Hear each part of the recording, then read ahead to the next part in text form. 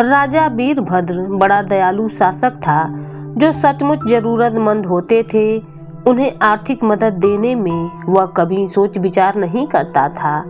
जैसे जब कोई नया व्यापार आरंभ करना चाहता था अथवा कोई अपने परिवार को लंबी तीर्थ यात्रा पर ले जाना चाहता था अथवा कोई कुछ दिनों से रोगग्रस्त रहता था, वह निसंकोच उनकी मदद कर दिया करता था।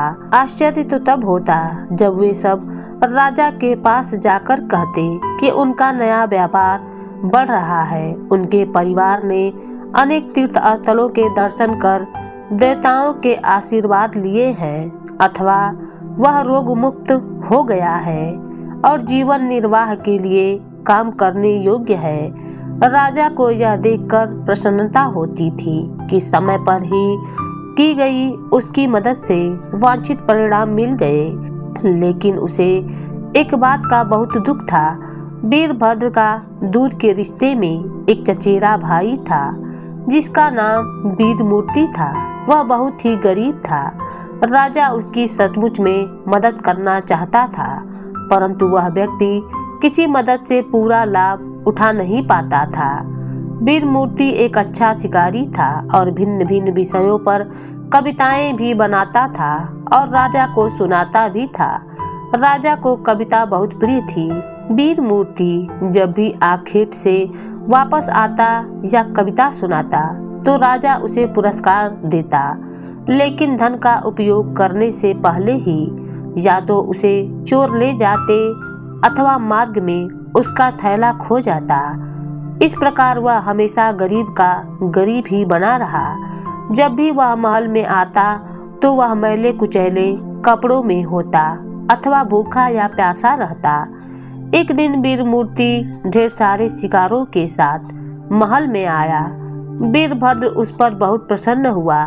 उसने अपने दरबारियों के सामने से पुरस्कार देना चाहा, इसलिए उसने उन सबको बुलाकर कह दिया, आप सब मेरे चचेरे भाई वीरमूर्ति को जानते हैं।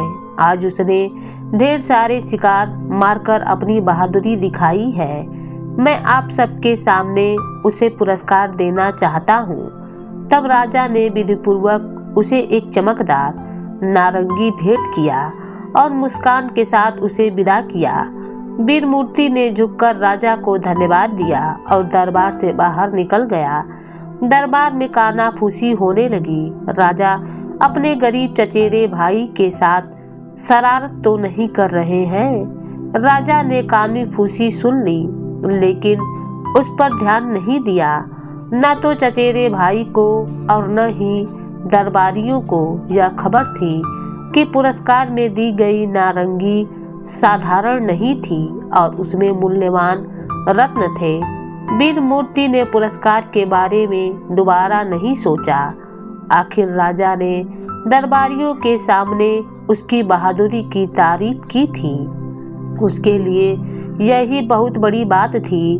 मामूली नारंगी से यह कहीं अधिक बड़ा पुरस्कार था। उसे वह अपने थैले में डालकर घर की ओर चल पड़ा। मार्ग में उसे एक बिच्छू मिला। उसने अपना कटोरा उसके सामने बढ़ा दिया। वीरमूर्ति के पास पैसे नहीं थे, इसलिए उसने थैले से नारंगी निकाली और भिखारी के कटोरे में डाल दी। तुम्हें भूख लग रही होगी, इसे खा लो, यह कहकर वीरमूर्ति चलता बना। बिच्छू यह देखकर आश्चर्य करने लगा कि नारंगी असामान्य रूप से भारी है। वह बहुत चमकदार थी, इसलिए उसे राजा के पास ले जाने का उसने निश्चय किया। पहरेदारों ने राजा की दानशीलता को जानते हुए बिच्छू को महल के अंदर जाने दिया। जब वह दरबार के अंदर गया, राजा ने उसे बड़े आदर के साथ बैठाया। बिच्छू ने सुरहली नारंगी निकालते हुए कहा, महाराज कृपया इस गरीब बिच्छू का उपहार स्वीकार करें, किंतु इसके साथ मेरा आशीर्वाद है, चिरंजीवी भवा। नारंगी को देखते ही वीरभद्र जान गया कि उसका अभागा भाई नारंगी का मूल्य समझ नहीं सका। उसने नारंगी स्वीकार कर ली और उसे चांदी के सिक्कों से भरा एक थैला भेंट किया। बिच्छू राजा को आशीर्वाद देकर चला गया। जब राज की आखेट की घोषणा की गई तब वीर मूर्ति भी आखेटकों में शामिल था। इस बार भी उसने पहले की तरह अनेक शिकार किए। राजा ने पुनः उसे पुरस्कार में नारंगी दी। वीर मूर्ति ने सोचा कि यह दूसरी नारंगी होगी, इसलिए उसे वह थैले में रखकर दरबार से बाहर चला गया। मुख्य द्वार पर पहुंचने से पहले उसे एक दरबारी मिला। वह पान चबा रहा था। क्या तुम्हारे पास और अतिरिक्त पान है? वीर मूर्ति ने पूछा। उसने पान के बदले दरबारी को नारंगी दे दी। दरबारी ने देवी हंसी के साथ उसे स्वीकार कर लिया। वह जानता था कि उसे क्या करेगा। वह तुरंत राजा के पास गया और उसे नारंगी देते हुए बोला, यह आपके चचेरे भाई ने मेरे पान के बदले मुझे दिया है।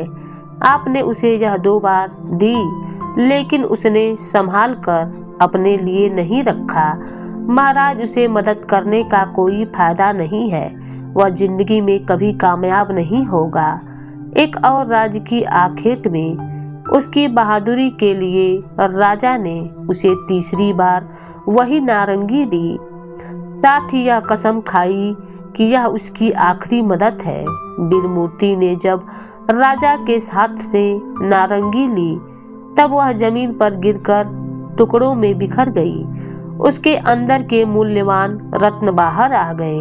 क्षमा कीजिए महाराज, यह कहकर माफी मांगते हुए वीर मूर्ति रत्नों को एक एक करके चुनने लगा। साथ ही वह चकित भी था। उसने राजा के चेहरे की ओर देखा। राजा ने मुस्कुराते हुए कहा, मेरे भाई, तुम्हारा भाग्य खुल गया।